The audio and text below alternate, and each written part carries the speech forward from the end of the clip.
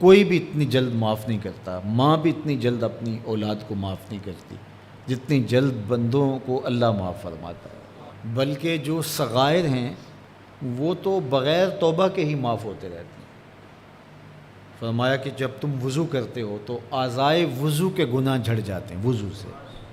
اور ہمیں پتہ بھی نہیں ہوتا۔ بہت سارے صغیرہ گناہ ایسے بھی ہیں کہ ہم ان صغائر کا ادراک بھی نہیں کر پاتے، لیکن وہ ہمارے سے جڑے ہوئے ہوتے ہیں، اور اسی طرح جب وہ ہمارے سے جھڑتے ہیں تو ہمیں ادراک بھی نہیں ہوتا کہ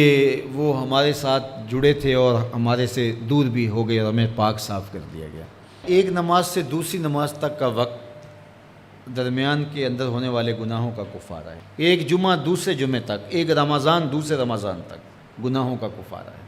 تو یہ اللہ کی کرم نوازیوں کے رنگ ہے۔ بلکہ فرمایا ہم نے تم کو جو بڑے گناہوں سے منع کر رکھا ہے، اگر تم ان گناہوں سے اپنے آپ کو بچا لو تو ہم اس کے صلے کے اندر تمہارے چھوٹے گناہ ویسے ہی معاف کر دیں۔ ایک تو ہے کہ تم وضو کرو گے تو جھڑیں گے، ایک تو یہ ہے کہ تم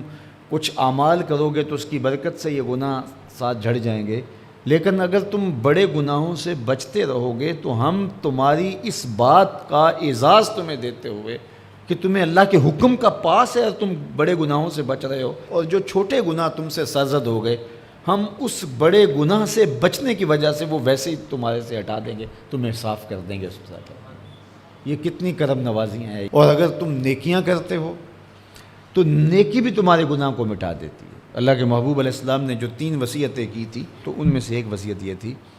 کہ گناہ تم سے سرزد ہو جائے تو اس کے بعد تم نیکی کرو۔ کیوں؟ تم ہوہا، جو نیکی ہے وہ گناہ کو مٹا ڈالے گی۔ یہ کیسا اس کا الوہی انتظام ہے کہ ہمارے گناہوں کو مٹانے کے لیے کتنے سامان رکھیں۔ چھوٹے گناہ سرزد ہو گئے ہیں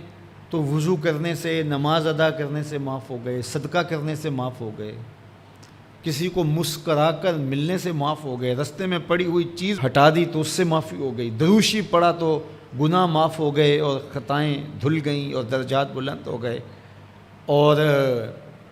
نیکی کی تو ساتھ گناہ بھی معاف ہو گئے۔ تو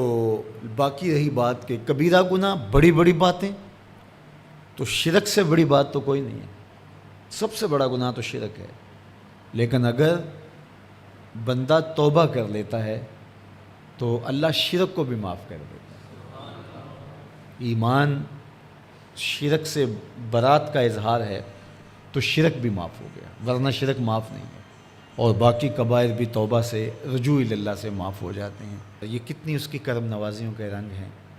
کہ اس کے حضور جب آپ آ جائیں اور اپنی معذرت پیش کر دیں تو وہ بندے کو شرمندہ نہیں کرتا کہ تم نے یہ کیا۔ جب بندہ کوئی جرم کر بیٹھتا ہے،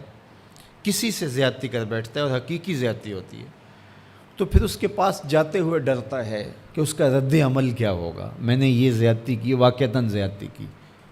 اب اس کا سامنا کرتے ہوئے ڈرتا ہے کہ جب میں جاؤں گا معاف کرے گا نہیں کرے گا، دونوں امکان ہوتے ہیں۔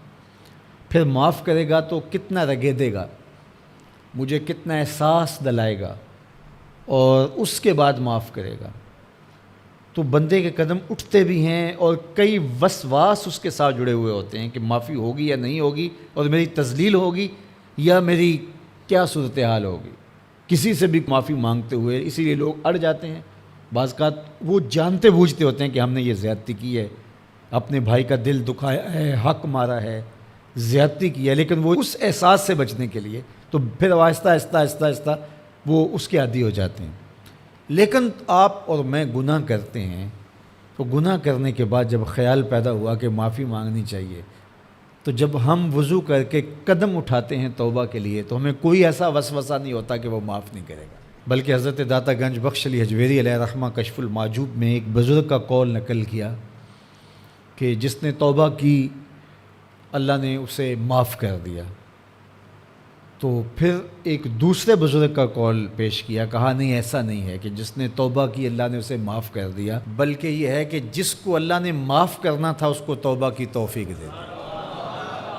وہ خود کہتا ہے نا کہ توبو الی اللہ، میری طرف آؤ، رجوع کرو اور میری طرف آ کے اپنے گناہوں کی معافی مانگو، تو اللہ توبہ کے لیے بلا رہا ہے، تو جب بلا رہا ہے تو اس کا مطلب ہے معاف کر دیا تو بلا رہا ہے نا۔ اب اگر اس کے باوجود بھی کوئی نہیں آتا تو پھر اس کی حماقت اور اس کی بے وقوفی ہے۔